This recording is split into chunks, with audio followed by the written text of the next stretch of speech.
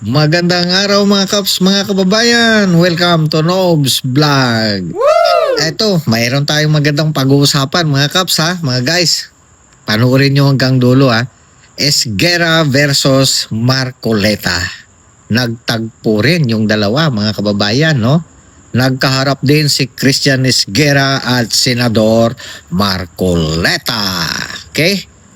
Maalala natin kasi mga kaps, mga kabayan, na nabanggit ni Senador Marcoleta sa isang interview ang pangalan ni itong isang Christian Esguerra kasi meron itong programa dito sa sa YouTube. Na kung maaari daw, sabi ni Senator Marcoleta, ay imbitahin rin siya sa kanyang programa. At hindi lang yung sila na mga kritiko ni Marcoleta ang kanilang kinakapanayam sa kanilang programa. So eto na ngayon mga kaps, mga kababayan, sila ay nag one-on-one na. Ipapanood ko muna sa inyo mga kaps, mga kabayan, at pagkatapos ay magbibigay tayo ng isang matinding reaksyon at opinyon at maging ng punto sa mga kaganapan. So huwag kalimutang mag-like, mag-subscribe bago tayo magpatuloy. Okay, naka-like na mga kaps. So eto, let's go na. Sabay-sabay muna nating panoorin. Magandang gabi po, Senator, and thank you for joining us tonight dito po sa Facts First. Magandang gabi rin sa iyo, Christian, at sa ating mga taga-subaybay. At unang-una, kailangan akong magpasalamat sa iyo dahil pinagbigyan mo ang aking pakiusap na makasama sa iyong show. Katulad Po, ng gabi. isang malaking karangalan po. Nadinig ko po kasi yung pangalan ko sa isang panayam ninyo sa DCBB. Para may tampo kayo. Buti nag-reach out yung inyong staff sa email. And wala pong problema. Maganda makausap namin kayo dito sa Facts First. Kumusta po ba kayo? Okay naman tayo, Christian. Salamat. Okay. Sige, unang-una, pinakabagong balita kasi, I'd like to get your reaction to this. Promoted si Commodore J. Tariela to Rear Admiral. Isa po siya sa mga madalas ninyong ma-criticize. What's your reaction to this? Pakiabot mo yung aking congratulations sa kanya, Christian, kasi kung meron lang akong number niya, baka i-text ko siya para personal ko siyang i-congratulate. At inaasahan ko siguro sa mga susunod na araw, baka maging resource persons naman. Isa sa mga resource persons namin siya. Tungkol saan po? Kasi merong mga namumuuding mga resolusyon sa Senate, baling isa siya sa maimbita. Okay. Okay na sa inyo kung hindi siya mag-apologize dun sa caricature ni Xi Jinping? Hindi naman siya kailangan mag-apologize sa akin. Hindi naman ako yung nilagay niya sa caricature, Christian. Alam mo naman yun. Pero you criticize him for that, hindi po ba? Criticize siya ng maraming mga tao dahil lalong-lalo na ang TFA, Christian, sinabi nila, hindi naman yun ang paraan para iparating natin. Ang anumang gusto nating iparating sa mga bansa na kaalyado mo, hindi. Ang nangingibabaw ay yung tinatawag lang diplomacy. Okay, mamaya puntahan po natin yan. Pero gusto ko munang puntahan itong inyong controversial remark tungkol po dito sa Kalayaan Island Group. I understand dun sa pinakahuling Commission on Appointments hearing, pinababawi nyo, pinatatanggal nyo sa record. Tama po ba? Kasi naman, Christian, palagi kong sinasabi sa kanila, marami na rin pagkakataon na naipaliwanag ko yun eh. Nabanggit ko lamang yung phrase na yon. It's more of a, siguro masasabi natin hypothetical way out dahil nga noong dinidiscuss namin yung issue nga na yan, ay pinakikilala ko sa kanila yung napakahirap na kalagayan kung paano natin finally idodrawing yung West Philippine Sea. Dahil pinaliwanag ko sa kanila, hindi lamang ako mga legal obstacles meron ding mga physical obstacles. So para lang madramatize ko yun. Sabi ko, alam mo, mahirap talaga. Kaya siguro, baka pwedeng gawin ito para lang ma-encircle natin and eventually plot the West Philippine Sea. Kahit kailan, Christian, hindi ko in-advocate na isurrender natin o i-abandon natin o alisin natin sa teritoryo ng Pilipinas ang Kalayaan Island Group. Okay. Pero I'll be honest, sir, and I think this is also shared by a lot of Filipinos. Nung napanood ko po yung inyong manifestation po ba yung tawag doon, yun yung binanggit doon sa CA, hindi po dating na hypothetical And actually, hindi po dating joke. Basahin ko lang po ng buo, and then you can respond. Ilagay nyo po ay, ang sinabi nyo po, ano ba talaga ang pinagpapatayan natin dito? We will offer our lives, including the lives of our children, and to die for it, for something that is not even within our EEZ. Ang gawin po natin para madali, i-give up po natin itong Kalayaan Island Group. Yes, Christian. Ang pinanggalingan kasi niyan ay dinidiscuss ko yung hirap nga kung paano idodrawing finally ang West Philippine Sea. Sinasabi ko rin nga na kahit nga ako yung NAMRIA na minanduhan na nga ng ating presidente, 2012 pa yon kung maalala natin, halos 14 na taon nang nakararaan. Bakit hanggang ngayon ay hindi natin nagagawa yung sundin yung kautusan na nakapaloob doon sa Administrative Order 29. Dahil nga sabi ko, sa hirap nga, dahil yung iba ay nakalabas nga sa ating exclusive economic zone. Ang ibig sabihin noon, sabi kong ganyan, kung sakasakaling i-enclose natin yung mga enclave territorial seas ng mga bawat features na nasa labas ng EEZ natin, napakarami nating malalabag na artikulo ng UNCLOS. Unang-una na ay ma-appropriate natin yung high seas, sabi kong ganyan. Ano? Okay. Ang mahirap kasi, konti lang ang panahon, hindi ko masyadong madetalye. Sabi ko, miski na yung Article 7, maaring na-violate natin kasi ang Article 7 sinasabi yung difficulty na i-connect mo sa pamagitan ng straight baselines nang hindi ka magdidipat sa natural contour or yung curve ng ating coastal ng ating bansa. Pagkatapos, yung Article 47, sinasabi naman niya doon na hindi mo magagawang i-enclose din, sabi niya gano'n, dahil kahit archipelagic baseline ka o archipelagic country ka, ay hindi mo ma-meet yung requirements ng water to land ratio. Nilagay pa nga nila doon, yung water to land ratio is between 1:1 to 9:1. So sabi ko, talagang mahirap. Pero ang gusto ko sanang sabihin doon, kahit mahirap, siguro gawan natin, gumanap tayo ng kaparaan para sa gano'n ay eventually nga ay mailista natin o mai-drawing natin ng West Philippine Sea. Ganun ang pinagmulan kasi noon. Ayun po yung punto ninyo. Okay. At sa akin naman po, hindi po kaya may mali doon sa mismong punto na inyong isinusulong, hindi pong i-drawing using coordinates yung West Philippine Sea, but in fact, it shouldn't be the case. Basahin ko po yung paliwanag ng NAMRIA, no? Nagpaliwanag po sila rito. Na 2012 pa lang ginagamit na po yung West Philippine Sea sa ating administrative map. Ang sabi po nila, the boundary is mapped using precise geospatial data from RA 9522, yung ating baselines law. So, bakit nyo po ipinupush yung coordinates kung mukhang hindi naman po kailangan? Christian, ganito kasi yun eh. Kung halimbawa sinabi ng ating NAMRIA na meron naman tayo kanyang precise geospatial data, para sa ganun ay maiguhit natin yung outer limit ng ating exclusive economic zone. At sa tulong na rin, sabi niya, ng mapping software at saka yung tinatawag nilang navigation, parang meron silang navigation scheme para something like, bakit hindi natin ma-drawing? Kompleto naman pala yun.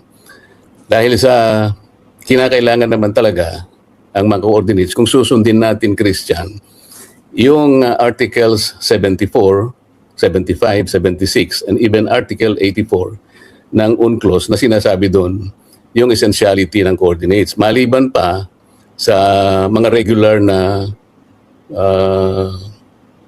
bulletins na ini-issue ng ating United Nations General Assembly at yung opisina ng ating UN Secretary General na doon ay pinapaalala yung pananagutan ng mga estado na mag-submit ng mga coordinates. Doon ko binabase yung aking sinasabi na kailangan talaga. Opo. Pero ang sabi po ng NAMRIA, a short list of coordinates would not accurately show the maritime limit. Tapos ito po, yung isa ko pong gustong linawin sa inyo. Do you recognize the West Philippine Sea?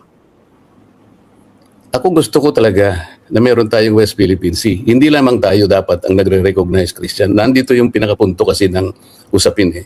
Ang gusto ko, hindi lamang tayo ang kikilala nito, kundi yung buong mundo. Kaya nga, yung sinabi ko noon na palaging hinaharp ni Justice Carpio na there is no such thing as West Philippine Sea. Hindi man lamang niya tiningnan yung premises na pinanggalingan noon. Nasabi ko yon sa isang bahagi ng aming pagdinig sa House of Representatives. Last Sabi year. ko, in the eyes of in the international community and in the light of public international law, dahil nga hindi pa nakadrawing sa karamihan o sa expanse ng ating ng South China Sea, doon hindi nare-recognize talaga. Hindi katulad ng Vietnam, Christian, siguro alam mo na ito, na inilaban nila yung Gulf of Tonkin. Ano? Sa matagal na paglalaban nila ng China, ay nagtagumpay sila na ma-register sa tinatawag nating limits of oceans and seas. Ngayon, may pagmamalaki nila na yung kanilang ipinakipaglaban ay talagang nakasulat na at nakadrawing sa South China Sea. Hindi ba maganda na tayo din ay may drawing din natin sa pagtutulungan nating lahat? Linawin ko lang po, no? Kasi nung tinanong ko kayo kung nare-recognize niyo yung West Philippine Sea, ang sabi po ninyo kung gusto ninyo. So, do you or do you not recognize it? Nakasulat sa ating batas, Christian, kahit hindi mo sa akin itanong nasa batas natin, we define the West Philippine Sea. Kung babasahin mo nga yung Republic Act 12064, ay sinasabi doon na ang ating West Philippine Sea should comprise the Luzon Sea, yung Bajo de Masinloc, yung ating EEZ, including the waters, di ba, ng KIG. Ang challenge doon, Christian, kung paano natin i-connect yung mga territorial waters. Kasi ngayon, ang nangyari, base na rin sa ruling ng arbitral tribunal, yung lahat pala ng mga features na yon, Christian, both occupied and claimed by the Philippines, Hindi ay puro high tide elevations, mga rocks, and therefore they cannot even generate EEZ. Ang kanila lamang ma-generate is territorial sea. Sa dami naman nila, sa dami, Christian, halimbawa, yung ating yung occupied territories, 4 yun. At yun namang mga ini-claim natin, kung di ako nagkakamali, hindi kukulangin sa 15 features yun, Christian. So, kung i-include natin siya sa definition ng ating West Philippine Sea, kailangan naman talaga ay may-include natin sa kalakhan ng ating karagatan. Huwag nating i-exclude yung mga territorial seas ng bawat isang feature doon sa Calayan Island Group. Ito yung challenge kasi. Opo. Senator, I'd like to challenge that point that you mentioned. No? Is it really a challenge? Kung malino naman po sa UNCLOS, yung paglilista natin ng ating maritime entitlements and nanalo naman tayo ng 2016 arbitral ruling, kailangan lang natin magkaroon ng baselines law at nagkaroon po tayo nito. At nagkaroon po tayo ng further clarification ng 2024 as to our exclusive economic zone, our territorial sea, our contiguous zone. Tapos yung binabanggit ninyong regime of islands sa KIG, malinaw po na meron siyang territorial sea. So what is there to clarify if our laws domestically are consistent with international law? Christian, siguro magsimula tayo dun sa gusto mangyari ng ating Administrative Order 29. 2012 pa yun Yung unang-una. Ang sinabi ng ito sa presidential directive address to the NAMRIA at saka sa DFA natin na mag-prepare na tayo ng mga maps ng ating bansa reflecting the West Philippine Sea and deposit it with the United Nations, and at the same time ay let us notify, sabi niya, all relevant international organizations including the IHO. Alam mo, yung directive na yun ay sana man lang balikan natin. Bakit binaliwala yung directive na yun? Why is it that we cannot deposit the rightful map acceptable to the United Nations and the IHO? Because these are the steps para ma-drawing natin. Kasi mas maganda kasi, Christian, maski ikaw naman siguro papayag ka na, makikita naman nating naka-drawing in the same manner that the Gulf of Tonkin is already in the S-23. Ibig sabihin, opisyal na re-recognize sapagkat naka-drawing mismo doon. At meron siyang coordinates, Christian, simply because it is already in the S-23, which means it is within the limits of oceans and seas. Yun naman siguro hindi naman siguro masama na adhikain natin, nasain natin na ma-drawing din natin yun. Sa aking palagay, mas maganda na ating ma-drawing doon. Pero kung hindi po ma-drawing as you would like it based on your requirements, ano po yung point? Do we lose our maritime entitlements over the West Philippine Sea or not? No. Ang sinasabi ko lang, merong directive sa NAMRIA. Merong directive sa DFA. Kailangan siguro, tanungin muna natin ng NAMRIA, what keeps them from not doing this? Bakit sa mahigit na 14 na taon nakautusan sa kanila, bakit hindi natin magawa? Bakit hindi tayo mag-deposit ng mapa na sinasabi ng directive? Hindi ba yun ang mga hakbangin para sa ganun ay makita na natin na nandun lahat? Kasi, alam mo, tatanggapin kasi ng IHO yan o ng UN General Secretary General. Secretary General. Kasi merong guidelines kasi, Christian, alam mo rin ito, yung tinatawag nating Bulletin on the Law of the Sea, na doon ay sinasabi yung uri ng mapa, yung laki ng mapa, pati nga yung mga geographic datum nandun yung coordinates. May mga charts Pag ikaw ay nag-submit, may kalakip na mga charts yun with coordinates. Yun ang mga uri ng mapa na materyales na dapat sana ay i-submit natin sapagkat yun ang necessary steps para sa ganun ay matupad yung administrative order. Ngayon, ang gusto kong tanungin sa NAMRIA, kaya nga isang araw ay gusto natin silang maimbita roon, kung ano ang naging dahilan, bakit hanggang ngayon ay hindi natutupad ang kagustuhan ng Administrative Order 29. Opo. Kasi ang isa ko naman punto rito, sakaling mangyari po lahat ng sinasabi ninyo, hindi naman po automatically the whole world, each and every country other than the Philippines would start using the West Philippine Sea. Kasi I'm sure nakita niyo na po yung ating administrative map coming from the NAMRIA. Napakalinaw naman po nito kung nasaan yung West Philippine Sea at ano po yung covered niya. Christian, ikaw na rin ang nagsabi, makikita mo yan, administrative map. Ang administrative map, Christian, kung makikita mo yung mapa natin, it is a map that subdivides our political subdivisions. Na makikita mo dyan yung mga regions ng ating bansa at yung ating mga probinsya. At nilagay, nakasulat yung West Philippine Sea. Siguro pwede nating itanong sa NAMRIA, ito ba yung mapa natatanggapin sa United Nations? Is this the kind of map within the meaning of Administrative Order number 29? Hindi Alam niya na ito ay isang administrative map na walang charts Kasi ang isang map na merong chart, katulad ng ginawa ng forerunner ng NAMRIA, siguro alam mo rin ito, Christian, no? In 1953, makikita mo doon sa eastern seaboard ng ating bansa, tinatawag natin ito na Philippine Sea. 1953 pa yan, Christian. Pero makikita mo nakadrawing. Napakaganda kasi nakikita talaga sa mapa, Philippine Sea. Ngayon, 1953 pa yon. At bureau lang yata yun. Wala pa namang NAMRIA doon ata noong panahon na yun, Christian. Ngayon NAMRIA na. Kaya tinatanong ko lang, bakit naman hindi natin ma-drawing naman ang West Philippine Sea on the western side of our country? Opo. These are all the points. Opo. Ayan. Sige, malinaw naman po yung perspective nyo from where you're coming. Yung perspective nyo from you, no?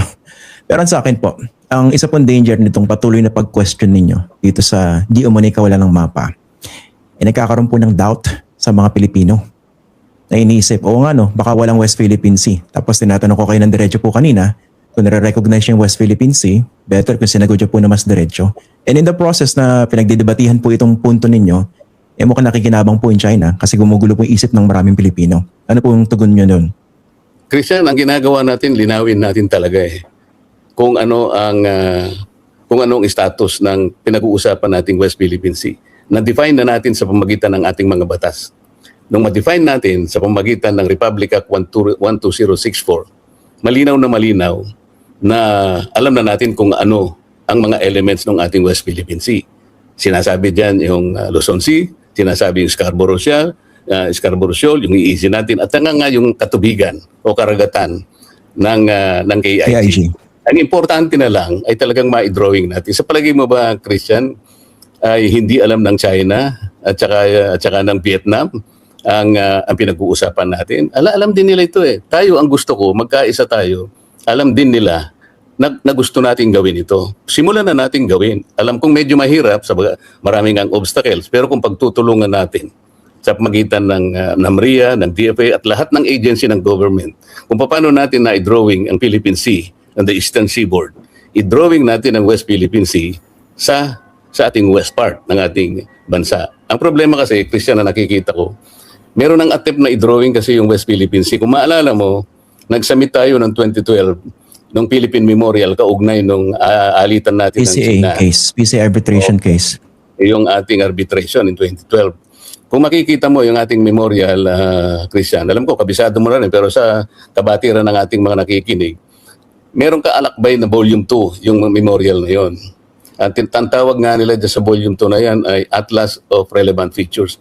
Makikita mo dyan yung mga features ng Kalayaan Island Group, particularly yung nasa labas ng ating EEC, sinukat yung distansya mula sa ating archipelagic baseline. At nagtataka ako kung bakit nung i-drawing yung West Philippine Sea, itong mga mapang ito, Christian, ay sinabit natin sa tribunal. Bakit hindi kasali yung tubig na sinasakop ng ating mga isla to sa KIG? Ang dami nito. Alam mo, ginawa ko pa nung isang araw, Christian, binigyan ko ng kopya yung representative ng, hindi kasi nung isang araw na kinonfirm namin yung 81 members ng Armed Forces. Yung kanilang representative sa CA ay isang admiral na doon nagkaroon ako ng pagkakataong maipaliwanag mabuti ito. Sabi ko, Admiral, bibigyan kita ng kopya ng mga mapa. Hindi akong gumawa ng mga mapang ito. Ang gumawa ng mapang ito ay ang ating pamahalaan. At dito makikita mo, nakadraw yung West Philippine Sea, pero excluded yung karagatan ng KIG. So, ikaw nakakuha ang bahalang magpasya kung bakit ganito ang naisubmit sa ating tribunal. Ano po bang drawing ang hinahanap ninyo? Ito po ba yung rectangular? Anong klaseng drawing po ba hinahanap ninyo? Hindi, mga drawing ito, nakasama nga sa volume 2. Hindi po yung, I'm not referring to the memorial submission. Ngayon po, yung hinahanap ng mapa. Kasi di ba kina-question nyo rin po yung Magallona versus Ermita ruling. Sinasabi nyo, nag-commit ng treason itong si Justice Carpio. So I'm curious, ano po bang mapa hinahanap ninyo? Ibang subject matter, Christian, pero unahin muna natin itong West Philippine Sea. Kagaya ng sinabi ng Namria kanina na naibahagi mo sa ating mga kababayan, meron silang kakayahan. May sinasabi silang peculiar or precise geospatial data. Pwede natin gamitin yun. Sabi niya pwedeng gamitin yung outward curve na parang circle. No? Yung outer limit ng EEC. Pwede namang i-drawing yun. Gamit nila yung mapping software at saka yung navigation system na sinasabi nila.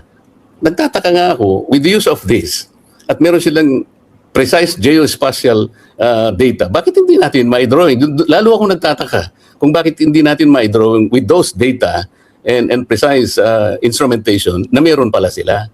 Opo. Gusto kong pagsamahan, yung makausap natin sila at matanong na meron pala kayong kakayahan na ito. Yung outer limit pala ng ating EEC, may drawing naman pala natin using all this instrumentation at saka yung mga precise data. Bakit hanggang ngayon hindi natin may drawing? Maski yung EEC lamang, Christian, tingnan mo dun sa administrative map na binanggit mo kanina, hindi man lang in-indicate yung ating EEC. Pwede namang iguhit lamang doon. Opo, pero Senator, you're one of the best lawyers in this country, tsaka sa Senado. Hindi naman. No? I will dispute you. Hindi, talagang i-insist ko po. One of the best, no? Legal luminary. Malinaw naman po sa inyo yung ating domestic laws, no? Yung Maritime Zones Act, yung ating Philippine Baselines Law, yung consistency ng ating domestic law doon po sa UNCLOS. Malinaw naman po yung hangganan ng ating exclusive economic zone. At base po sa 2016 ruling, napakalinaw po ng ating maritime entitlements, pati na po doon sa KIG. Ang point ko po, don't you think by harping on these issues, you're basically helping the cause of China? Hindi ko narinig yung huli, Christian. Nagkaroon ng parang... Nagkaroon po ba ng alam? Then tanong ko po, no, by continuously harping on this issue of a West Philippine Sea map, don't you think you are basically helping the cause of China, whether inadvertently or purposely? On the contrary, Christian, alam mo, gusto ko ngang palakasin natin ang pagkakaintindi ng mga kababayan natin dito sa ating pinaglalaban na West Philippine Sea. Alam mo ba na yung unang pagdinig namin sa CA, yung Captain Pilar, hindi pala niya alam na yung 4 na features na occupied natin sa KIG. Ang akala niya pala ay nandun sila inside our EEC. Ito kapitan ng isang opisyal ng ating armed forces. At ang pagkakaalam pala niya, yung mga features sa KIG ay nag-generate ng exclusive economic zone. Sa akin palagay, sorry for cutting you off. Pero napanood ko po yung portion na yan. Ang dating sa akin, parang naging tentative yung sagot niya dahil may takot, dahil nagpapakonfirm siya. Pakinabahan dahil kayo nagtatanong. Tsaka mukhang na-confuse siya because of your premise. Napaghalo ninyo yung maritime entitlement sa ating exclusive economic zone at saka doon sa status ng ating teritoryo sa KIG.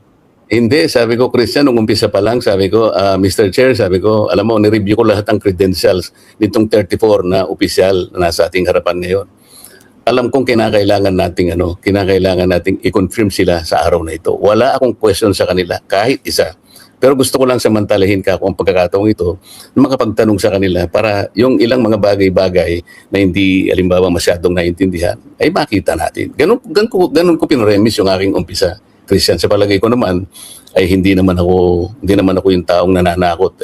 Wala naman akong karapatang manakot. At nasabi ko na sa kanila na kailangang ma-confirm namin silang lahat sa araw na yun. Okay. Ang kasi nangyari po rin, nung napanood ko po yun, ibinalik ninyo yung Magallona versus Ermita ruling na na-desisyon na po ng Korte Suprema. Ano po ba yung pinaka-objective niyo ron? Why did you shove it up? Nasabi ba doon yung Magallona Hindi niyo po binanggit yung ruling, pero the points that you raised, yun po yung na-raise ng Magallona petition. Hindi kasi pinag-uusapan nga natin, puro karagatan ang pinag-uusapan natin, Christian, walang territory rito. Ang nangyari kasi sa Magallona versus Ermita, ito naman alam mo na rin, yung ating Republic Act 3046, ito dated 1961, na-compute na nila yung talakhan ng ating territorial sea. And it was based on our constitution. Ito yung national territory. Alam mo na rin to. Kinompute nila ng ating territorial sea ay halos 274,000 square miles. Ngayon, nung pagtibayin yung 9522 at naging batas ngayon, kinwestiyon nga ito pumunta si Professor Magallona sa Korte Suprema. Nangyayari naman ito sa malimit na pagkakataon, Christian. Alam mo rin na maski nga yung gaan ng 2025 talagang itinakbo sa lahat ng kababayan natin na meron silang issue on constitutionality. Talagang pupunta sa Supreme Court, and it is a process that is allowed by law. Ganun ang ginawa ni Professor Merlin Magallona. Pero bakit yung ni-revive? Bakit yung ni-revive recently? Sorry po, bakit yung ni-revive recently yung punto ni Magallona na na-decision na? Because ang nangyari, ako nga yung nababansagan na parang tinatalikuran ko at meron akong gustong teritoryong alisin sa Chinador daw kayo. Chinador. Ang tawag sa inyo, Chinador. Kilala mo naman kung sino tumatawag sa akin. Imbes na intindihin niya yung aking sinasabi. Tingnan mo na lang, ang pinag-uusapan kasi natin, Christian, is territorial sea. Alam mo na rin ito, territorial sea is part of our territory. Unlike our exclusive economic zone, hindi Sovereign part rights. ng ating territory. Ngayon, isipin mo naman, 274,000 square miles. Pagkatapos na madesisyon na ng Republic Act 9522, nauwi na lang tayo sa 32,000. So ang nawala sa ating teritoryo by way of territorial sea, Christian, is almost or more than 244,000 square miles. This is more than our land area of 300,000 square kilometers. So kung pag-uusapan natin, kung merong nawala sa ating teritoryo, maraming nawala. Di ba sinasabi natin, Christian, we cannot even give up any inch of our sovereignty, of our territory. Bakit ito ang nag-give up ay more than 242,000? Opo, that was your contention. Pero basahin ko lang po yung bahagi ng Magallona ruling kung saan in-address po yung binabanggit ninyo. No? Ito po sa mga viewers natin. On the contrary, RA 9522, ito po yung baselines law natin ng 2009.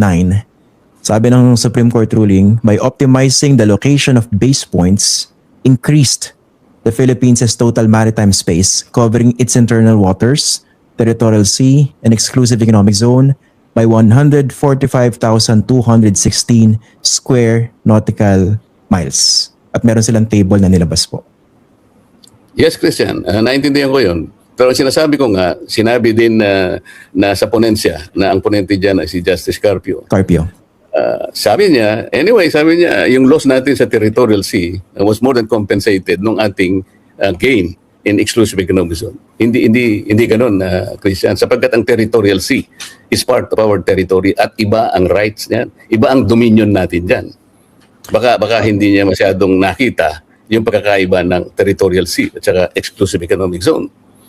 Pero meron binanggit dito po sa ruling na basically this was in compliance with international law, with UNCLOS, for a state like the Philippines to identify, measure, delineate its maritime zones. Hindi po ba? Hindi niya pinapakailaman yung teritoryo. It's a separate issue.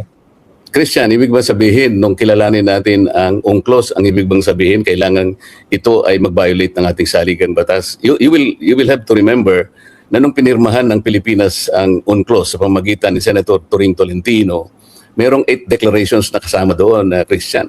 Dalawa doon ay importante at kasangkot sa pinag-uusapan natin ngayon. Anong ibig sabihin nun? Isa sa declaration, yung pagpirma natin sa UNCLOS, hindi dapat babangga sa anumang provision ng ating saligang batas. At ang isa pa, ay hindi babangga sa anumang domestic law ng ating bansa. Anong binangga ng UNCLOS ngayon? Yung mismong national territory. Ano pa yung isang domestic law? Yung Republic Act 3064. Yung sinasabi ko nga, na na-compute na natin ang kalakhan ng ating territorial sea. 274,000 square miles. Nauwi na lang sa 32,000. Ito ay isang, sabi ko nga sa iyo, kailangan siguro, ang susunod na generation will pass judgment on this kind of decision. Sapagkat nawala talaga ang ating territorial sea. Very crucial yung binabanggit ninyo, no? Mahirap pag hindi po nasagot yan eh. Ang sagot naman po ng ponente dyan, si former Justice Carpio, basahin ko na lang po, no? Para malinaw din sa mga viewers natin. In Magallona versus Ermita, in 2011 ruling, petitioners claimed that the Philippine Territorial Sea extended beyond 12 nautical miles up to the 1898 Treaty of Paris lines, encompassing large areas of Philippine EEZ and even parts of the high seas as Philippine Territorial Sea. This would violate our Constitution, customary international law since the 19th century, and UNCLOS. So basically, pag in-insist kasi yung sukat, yung rectangular lines na binabanggit ng Magallona petition, bukod sa violation na binabanggit po rito ng ruling, magmumukha po tayong balasubas, hindi po ba sa international community? Kasi pag nakita natin yung drawing nun, ang laki na sakop. Hindi ganun ang ibig sabihin nun, Christian. Sana marami tayong panahon. Ang totoo niya, nung i-drawing niya, yung mismong sakop ng ating EEZ. Kasi sabi ni Justice Carpio sa kanyang ponensya. At nandun din sa ponensya yung drawing, yung mapa. At doon ay nilagay niya yung laki ng exclusive economic zone na nagko-compensate sa loss natin sa territorial sea. Nakita mo ba na yung paano niya din drawing yung EEZ? Sinakop niya pati yung kalahati ng Taiwan at saka yung Sabah nakuha rin. Hindi ganoon eh. Lalong malugha ang nangyari.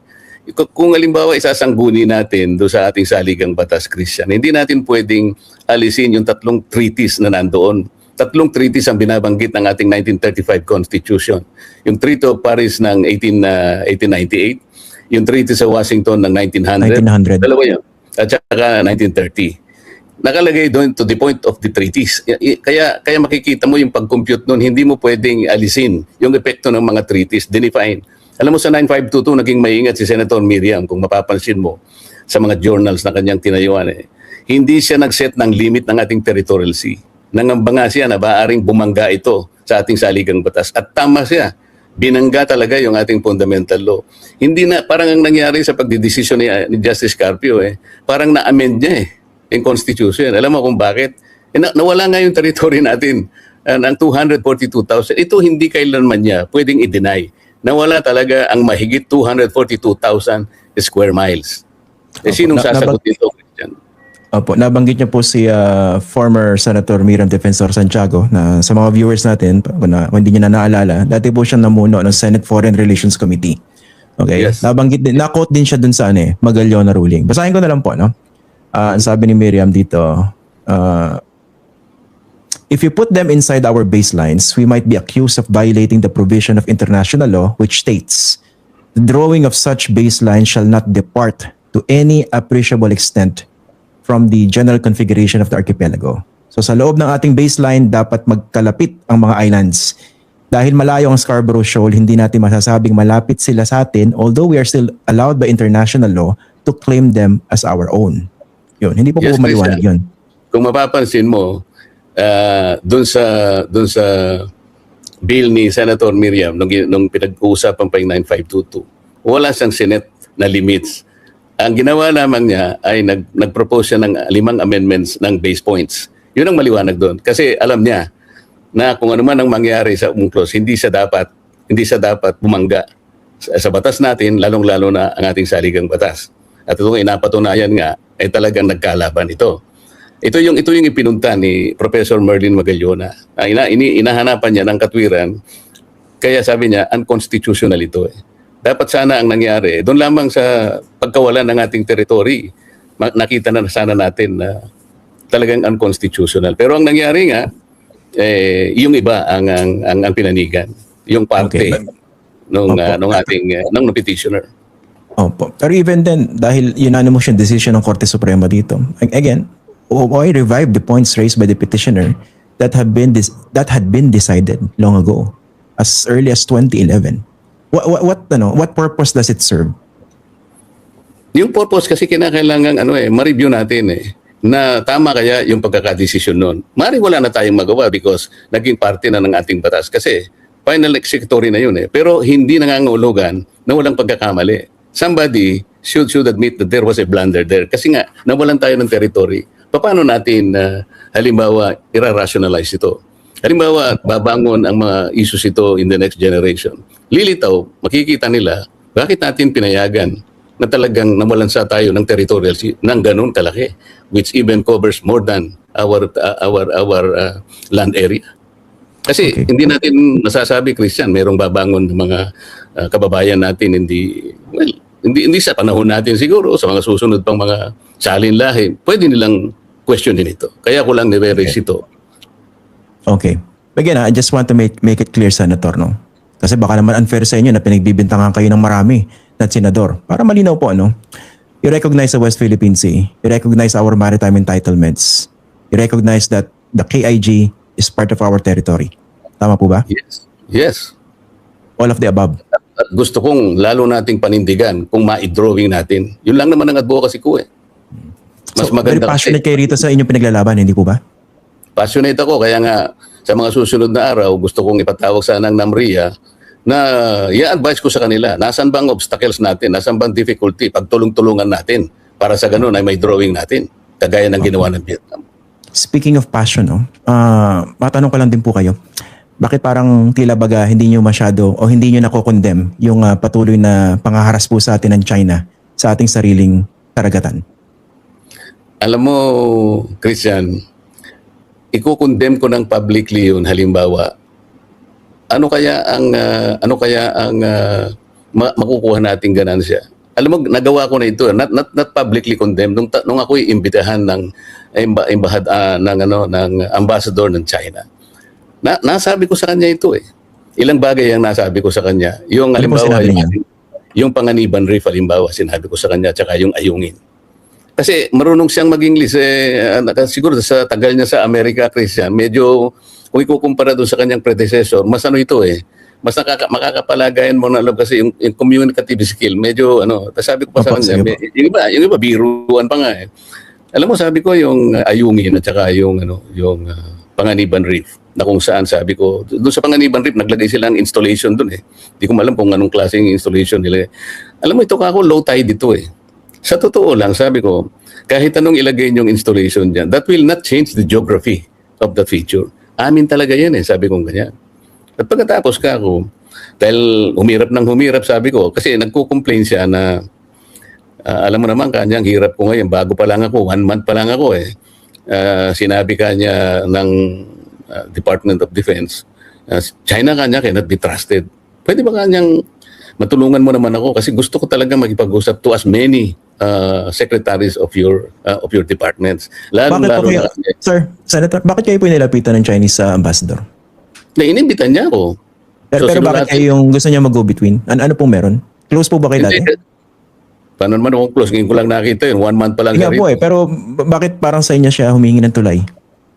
Siguro kung sinamantalin niya siguro dahil inimbitan niya ako. Kasi nga nasabi ko rin kasi sa kanya, hindi ba tayo kako pwedeng mag-usap muna yung mga bagay na pwede natin pagkausuntuan muna. At sinabi ko nga sa kanya yung traditional fishing rights. Alam mo kung magsimula tayo dito, sabi ko, simula lang ito. Ito kako walang pinag-uusapan teritoryo rito. Bakit kako halimbawa yung mga fishermen namin, inaharas ninyong ganito, ganyan. Pero kako kung magkaroon tayo kako ng magkaroon tayo ng kontrata, kagaya ng ginawa nyo sa Vietnam, nagbari lang kayo kako sa paracels, hindi ba? Pero later on, nagawa nyo ng paraan yung kontrata sa Tonkin. Miski kako sa India, nagawa nyo ng paraan yung hostility nyo, nagkaroon kayo ng kasunduan sa pangisdaan. Lalong-lalo naman kako sa Japan, naayos nyo rin kahit na meron kayong hostilities. Di ba pwede kung ganun din ang gawin natin? Sabi niya, nga, kasi nga, yung nangyari nga, paano kaya namin sisimulan? Sinabi nga, China cannot be trusted. Yun ang sinabi niya. But do you think China can be trusted? Kayo po, sa pagbasa ninyo, can China be trusted? kailangan kasi nating sigurong mag-usap siguro para lang makita natin ang bawat isa at maramdaman sa bawat isa. Siguro, kung halimbawa ang gagawin ay puro na lang manghang na salita na patutsadahan, baka lalong magkakalayo-layo imbes na makuha natin ang damdamin ng isa't isa. Ako naniniwala ako sa pagkikipag-usap, mas marami tayong magagawa, Christian. Opo. Pero again, going back to my question, kasi you're referring to your conversations with the new Chinese ambassador na galing po ng Washington. Pero base po sa record, at least sa bilang ko po, no? At least 22 cases of harassment ang ginawa ng China sa ating karagatan since 2022. Bakit hindi niyo po makondem kahit isa po doon publicly? Anong condemnation ang Yung maglabas po ng pahayag. Ito po kasing konteksto, no? Kasi you were very passionate in talking about the maps. You were very passionate in criticizing the likes of G. Tariela and Justice Carpio. Pero bakit hindi niyo magamit yung same passion to assail publicly China's obvious incursions and harassment in our own waters? Alam mo, unang tagapagsalita kasi ng gobyerno natin, yung DFA, Christian, kami mga legislators kami, hanggat may iwasan, huwag natin gawin yung lalong makapaglalayo ng damdamin ng mga bansa, ng pagkakaibigan ng mga bansa. Sa akin kasing palagay, mas mabuti yung nakikipag-usap kaysa doon sa publicly nagagawa ka na hindi naman makakatulong. Kagaya ng ginagawa halimbawa ni Commodore Tariela, tinanong ko nga yung kapitan kung ano kaya ang strategic advantage na makukuha natin doon. Ano kaya ang economic gain na makukuha natin. Kung wala naman, at sila naman nagpahayag ng kahandaan na makipag-usap, siguro mas maganda siguro na puntahan muna natin yung yung punto na yon. At kung siguro kung sa pagkikipag-usap makikita natin na hindi naman sila sincere, doon pa lang natin siguro magagawan ng paraan na masasabi na hindi talaga sila pwedeng pagkatiwalaan. Pero hanggat hindi natin sila nakakausap siguro, sa kagaya ng kagustuhan nila makipag-usap sa atin, huwag muna tayo magko-conclude na hindi natin sila pwedeng pagtiwalaan. Ganun po ba? Teka lang, may sagot po ako dyan, pero gusto ko muna puntahan itong binanggit nyo kanina. Sabi nyo, ayaw nyo i-discussion publicly, na nakapag-usap kayo privately dun sa bagong Chinese ambassador. In the same vein, bakit hindi nyo po naisip nyo po bang gawin din privately yung pagkastigo sa mga katulad ni J. Tariela o privately nakipag-usap kayo kay Justice Carpio instead of attacking them publicly with great passion? Sino kaya, alam mo Christian, sila yung nauna. Isip-isipin mo, sasabihin niya sa akin, sinabi ko raw na i-give up natin. Hindi ganun ang pagkakasabi ko. Ilang beses ko nang ipinaliwanag na hindi ganun ang pagkakasabi ko. I was only trying to strengthen the argument or dramatize the argument na talagang nakikita ko yung maraming obstacles, sabi ko. Kaya lang lumitaw yung phrase na yun. Kung siguro kung makita ko lang si Commodore Tariela na ngayon pala Rear Admiral na, siguro kung makita kami para ma-congratulate ko siya, masabi ko rin sa kanya. Sa mga susunod na makapagdinig namin, Christian, pwede ko rin sabihin sa kanya. At siguro maanyayahan ko sa opisina kung mag-usap kami ron. Pwede ko naman gawin yun, bakit hindi? Willing din po ba kayo sumama sa pagbisita sa Pag-asa? Marami tayong problema, Christian, parang yung political issue na ganyan na parang ano kaya ang immediate naman na benefit na gusto ko munang ayusin kasi na-agitate unnecessarily ang mga kababayan natin doon kasi pinipilit kasi nila na sinabi ko ngayon.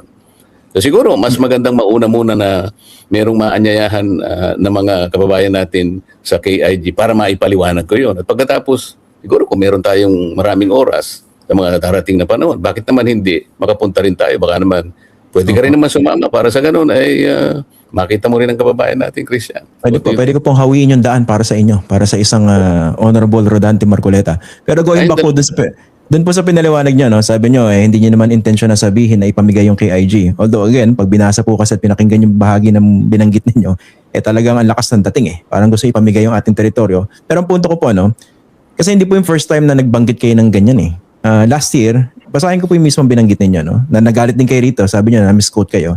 Ang binanggit niyo sa Congress, nasa House pa po kayo noon, there's nothing as, there's nothing as the West Philippine Sea. It is a creation by us. Sa totoo lang po, kahit na basahin po ninyo ang ating mapa or what, there is no West Philippine Sea. I mean, how much clearer can you get?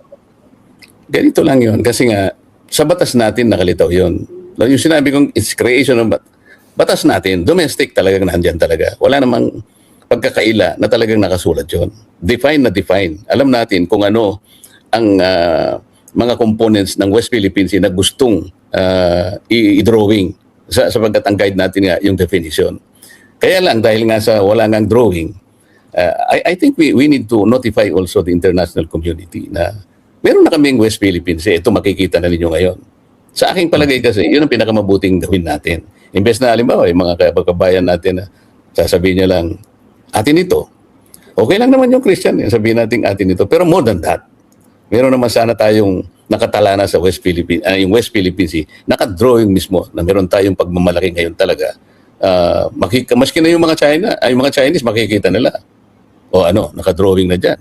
Hindi ba mas maganda sa atin yun, Christian? Okay, balikan ko lang po yung tanong ko kanina, no? Dun sa hindi nyo pagkondena doon sa mga ginagawang harassment ng China sa ating mga mangingisda, sa ating mga kapwa Pilipino sa West Philippine Sea. So binanggit nyo po, ano yung buting maidudulot nun? Tama po ba? Kung publicly magkukondem ako, I am not even the spokesperson of our government. Yan ay pamahalaan. But you are a senator of the republic po. Yes, pero hindi yun ang trabaho namin. Hindi makakatulong na ako pa'y magsasalita to publicly condemn them. Maraming paraan naman kagaya ng nung inimbitahan nila ako. Nasabi ko sa kanila ngayon, na-articulate ko yung para sa atin. At Are you concerned? Are you concerned that you might offend China? Sa anong paraan, Christian? By publicly condemning these harassment by China. Hindi yun by publicly condemning China, what good will it make? Hindi ba dapat ang ating gawin ay makipagkaibigan sa lahat ng bansa? Hindi ba sinabi ng ating Pangulo doon sa unang yung unang na-recall ko yung unang State of the Nation. We are friend to all and foe to none. Hindi ba yun ang policy Opo, pero meron po kasing hindi naman po siya kailangan exclusive, no? Yung mutually exclusive na tipong pag nakikipagkaibigan, hindi naninindigan dun sa ating karapatan. Kasi I think you would agree. Kung sarili niyo pong kaibigan o nagpapakilalang kaibigan, talagang nakahimpil na sa inyong bakuran na hindi po kayo makalabas para pitasin niya yung tanim na gulay. Kailangan niyo po magpaalam sa kanya. Yun po ba yung definisyon ng tunay na kaibigan? Paano? Gagamit ba ako ng diplomasya o megaphone diplomacy? Sabi ko nga, Christian, I will be strict on my function as a senator of the Republic. Ang maggagawa ng articulation condemning all this, no, ng ginagawa ng China sa atin is the DFA. Ito yung spokesperson ng ating pamahalaan. Hindi katungkulan ng isang senador na magpahayag sa publicly kung ito naman ay hindi makakatulong, kung hindi lalo lang makakapagbigay ng samaan ng loob. Kung babasahin mo nga yung sulat ng DFA sa amin, meron akong nakita. Alam mo, even in the escalation of public utterances na yun, dapat guided tayo kung merong malinaw na merong malinaw na political or strategic advantage or even national interest. Okay. So basta na lang ba ako magsasalita ng ganun na wala namang strategic advantage, ano may tutulong nun? Kaya ako mas gusto ko, halimbawa, nung ako'y inimbitahan, at marami namang beses na sa ibang mga functions na i-invite kami, ako nasasabi ko yun maski sa harap niya, kahit nung ko lang siya nakita, 1 month old lang siya. Pero nasabi ko sa kanya, yung Ayungin Shoal, sabi ko, at saka yung Panganiban Reef. Alam mo to, low tide elevation, kahit anong gawin mo kung ganyan. Talagang amin ito. Low tide ito It cannot change the geography kahit anong installation ang ilagay mo. Opo. Napakalinaw po nung ruling dyan ng Permanent Court of Arbitration pagdating sa Ayungin. Sa atin po yan at pasok po yan sa ating exclusive economic zone. Pero nabanggit niyo po yung strategic advantage of, di ba you ask about it, ano yung strategic advantage ng pagkondena publicly sa China. I'm going to use that same point that you made po na Senator. Ano naman po yung strategic advantage ng publicly assailing the likes of Tariela and Justice Carpio? Alam mo, yung word na assailing, I think that is not the right Criticizing. word. Criticizing or debating with them. I am only explaining my side kasi yung sinasabi niya na kamukha nung actually hindi masyado si Commodore Tariela yung isang professor sa sa UP, Professor J. Batong Bakal. si J. Batong Bakal, si Attorney Batong Bakal, narinig ko siya minsan na O merong isa diyan senador pa nga naghahanap siya ng naghahanap siya ng mapa. Ayan, lumitaw na yung administrative map. Yan ang hirap kanya, hindi man lang kasi nagsusuri o ngayong lumitaw ito, sino ngayon nakakahiya. Yung mga ganun, alam mo, hindi naman tama yung ganun eh. Baka hindi niya alam na hindi naman public, hindi naman administrative map ang hinihingi talaga ng I-8. So, ang dali naman pag-usapan ito eh. Siguro kung nakipagkita lamang sa akin, nagkausap kami, ito yung gusto kong sabihin, ito yung dapat natin gawin. Hindi yung pa-interview na sila ng pa-interview. Si Justice Carpio naman, sinabi niyang i-give up ang KID. Sinabi ko na nga, naipaliwanag ko na nga, na hindi naman yun ang talagang pinuntahan ng aking sinasabi. Bakit pa, kahit anong paliwanag ang sabihin ko, ba't ayaw nilang tanggapin? Yun naman ang problema eh. Dapat Nilagay ko lang sana, po opo. I understand So, yung tampo po ninyo. Sorry po no, for cutting you off. Pero ang pinagkaiba po kasi, kayo po senador, halal ng bayan, dapat mas mahaba siguro yung PC ninyo when it comes to policy differences and criticism coming from other people. Especially if you're talking with someone like J. Batong Bakal, na isang profesor, isa kasama sa gobyerno, si J. Tariela, isang dating kasama sa gobyerno, si Justice Carpio. Ang point ko po, di ba mas mahaba dapat ang PC ninyo bilang isang halal na opisyal at senador, very prominent, in terms of dealing with policy differences or criticism. totoo na, hindi lamang dapat humaba ang PC, dapat huwag kang onion skin. Alam mo ba ang sinabi sa akin ni Justice Carpio nung tanongin siya sa isang program na sinabi niya, parang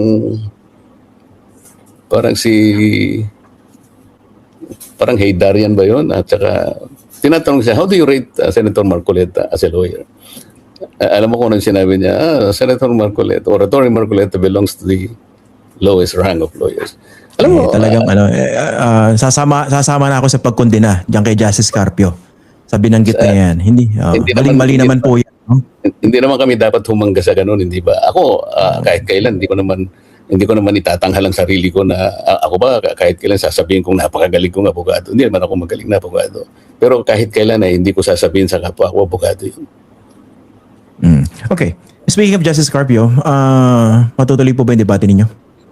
Sana kasi isa lang naman ang aking pakiusap. Siguro yung nasabi ko kasi friendly debate, wag na lang friendly debate, ano na lang yung parang pre-willing discussion na lang, hindi ba? Yung para lang walang limit. Lahat kamukha ng pinag-uusapan natin ngayon. Ang dami nating napag-usapan. At ako ngayon ay lalong nagpapasalamat sa nabigyan mo ko ng ganitong kahabang panahon. At Hindi na po kayo galit sa akin kasi ang lutong ng pagkakabanggit ninyo sa pangalan ko eh. Paano ko ba na alam mo, hindi ko na maalala na nabanggit ko yung pag kinagat ko po parang crackers, madidinig ko yung pangalan ko eh. Kung crackers yung pangalan ko eh. Joke lang po yan. Okay. Kasi alam mo, Pero tingnan mo yung show mo, Christian, facts first. Yun ang gusto ko.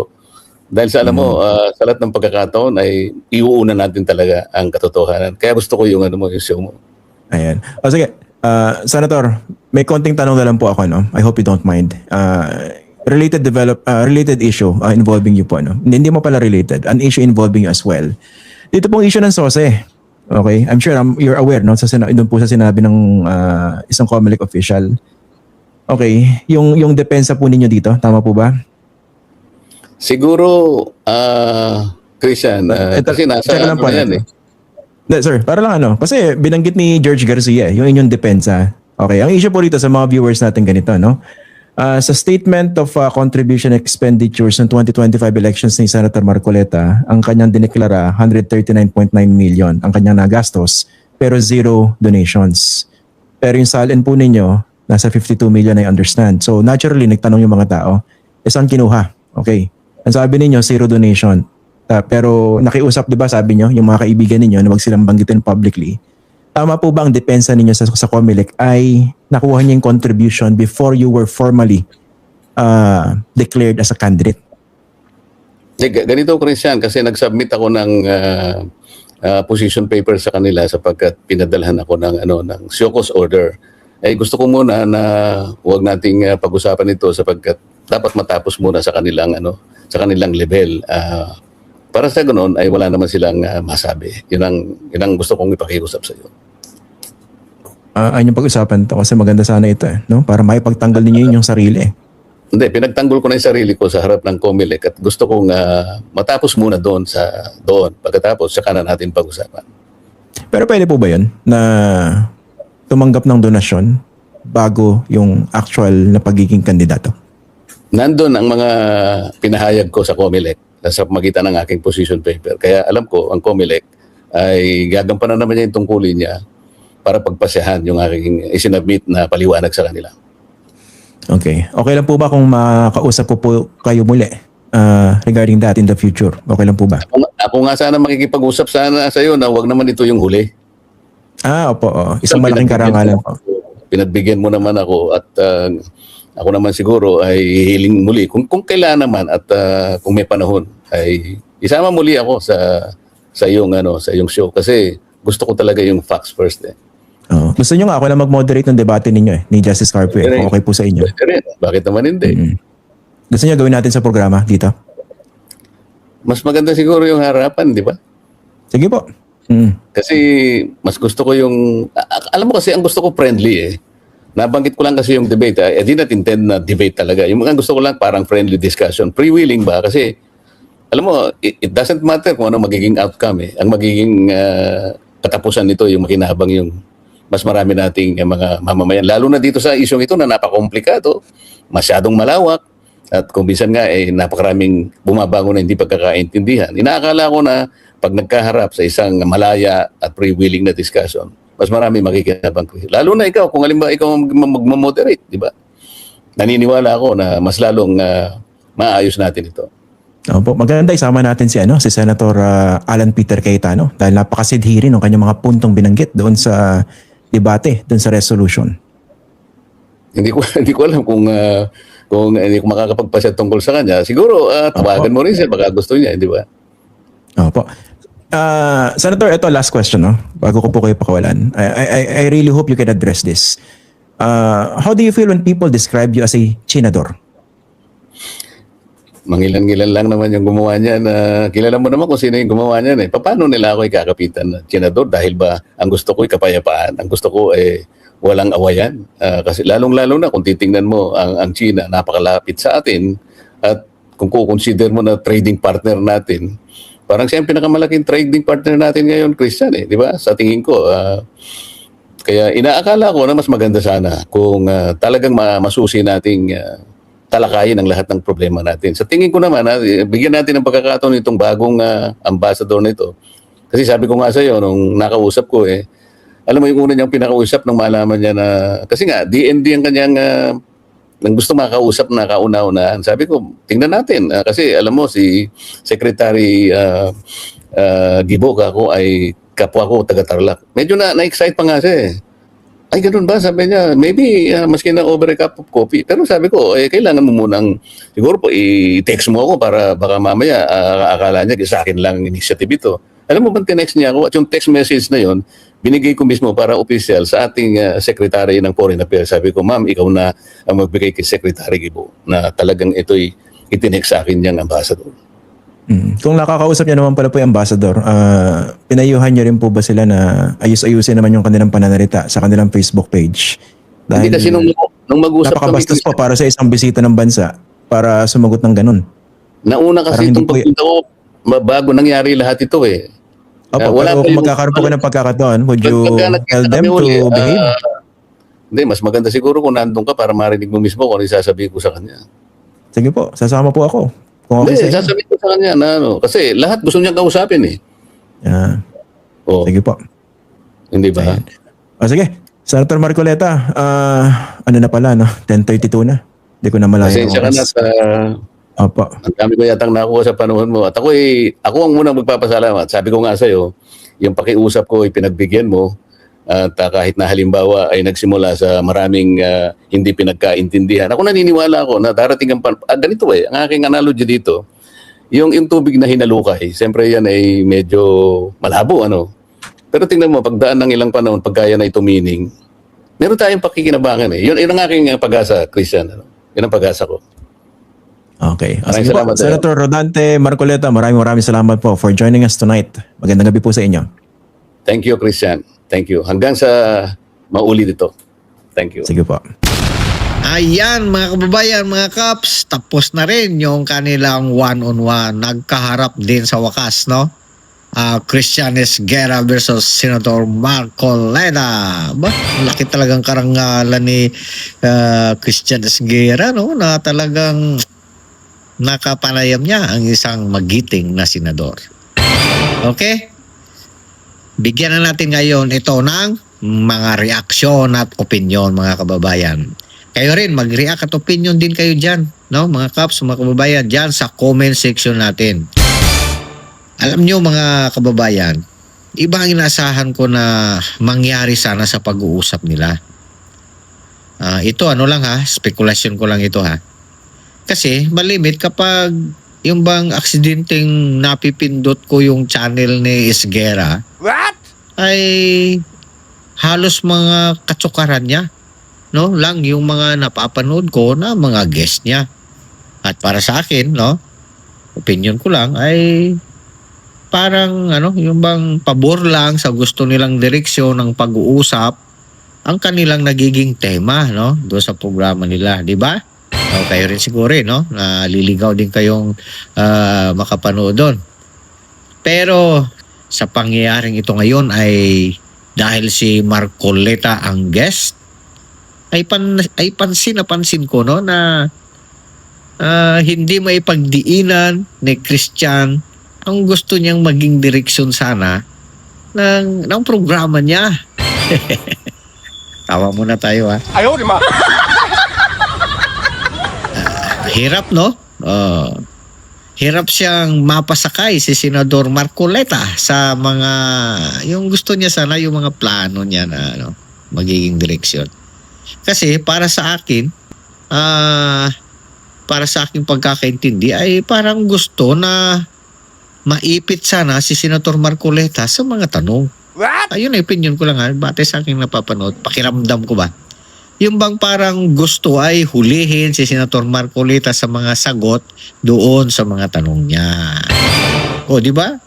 O kayo mga guys, mga kaps, pwede niyo i-comment dyan kung ano yung inyong pagkaintindi. Ang dating sa inyo. So, yun na opinion ko lang. Lalo na doon sa tanong na bakit daw hindi nagkikriticize sa China si Senator Marcoleta in public. Ayaw, di ma. Ito ang punto ko. Hindi kasi katulad ng isip natin, no? Maging lang siguro, iniisip nila ni Esguerra, yung pag-iisip mayroon itong si Senador Marcoleta. Ibahin ninyo ito. Ito yung taong may saktong pangunawa at pag-iisip. Hindi ito basta-bastang gumawa ng mga yung desisyon, no? Kaya hindi siya sumabay doon sa mga nagki-criticize na in public. Kaya nga sabi nga niya, anong may dudulot na maganda nun? May na kuha ba tayong sabi niya? No? Mayroon ba tayong ni 1 kilong galunggong na pakinabangan diyan? No, di ba? Mas lalo lang nagkagulo. Ay hindi siya ganoon, di ba? Diplomasya ginagawa nito, no? Kasi nakikita ko na yung tanong ay puro tanong na sinusubok si Marcoleta na baka or para magkamali at para makitaan ng butas. Alam nyo, mahusay to si Christian Esguerra magtanong no? Dito, pinaghandaan no? At nakahanay talaga yung mga parang kung ako lang kung iba-iba lang tinanong nito kasi mga sensitibong tanong, no? Parang delikadong mga tanong na kung mahina-hinalang, no? May nahinalang kausap nito ay talagang mahuli, no? At mabutata. Ayaw, di ma. Sinubok pa niya na mapagsalita si Senator Marcoleta tungkol doon sa yung susi, no? Pero alam niyo naman, hindi obra ito, no? Mga ganyan, mga style kay Senator Marcoleta. Magaling, no? At saka hindi kayang iligaw-ligaw mo ng tanong si Senator Marcoleta, yung bang parang yung gusto mong mangyari, talagang may iba talagang direksyon nito. kay Senator Marcolita pag siya ang kausap. Maging nga doon sa mga pagtatanong-tanong lang ni Senator Marcolita doon sa mga nagiging witness, no, mga resource person. Mapapaamin niya yon, no, nang walang kahirap-hirap. Ibang style ito. Mapayapa, no, diplomasyang paraan, nakukuha niya talaga yung mga bagay na gusto niya sa diplomasya at maayos na paraan, no, yung mga proseso ng ginagawa niya. Kayo mga Kaps, i-comment ninyo kung ano sa palagay ninyo ang resulta ng one-on-one interview na nangyari. Okay? So, yan po lamang ang aking may kokomento. Maraming salamat po. Muli, ito ang yung Nobs Vlog nagsasabing mag-ingat po tayong lahat. Babu!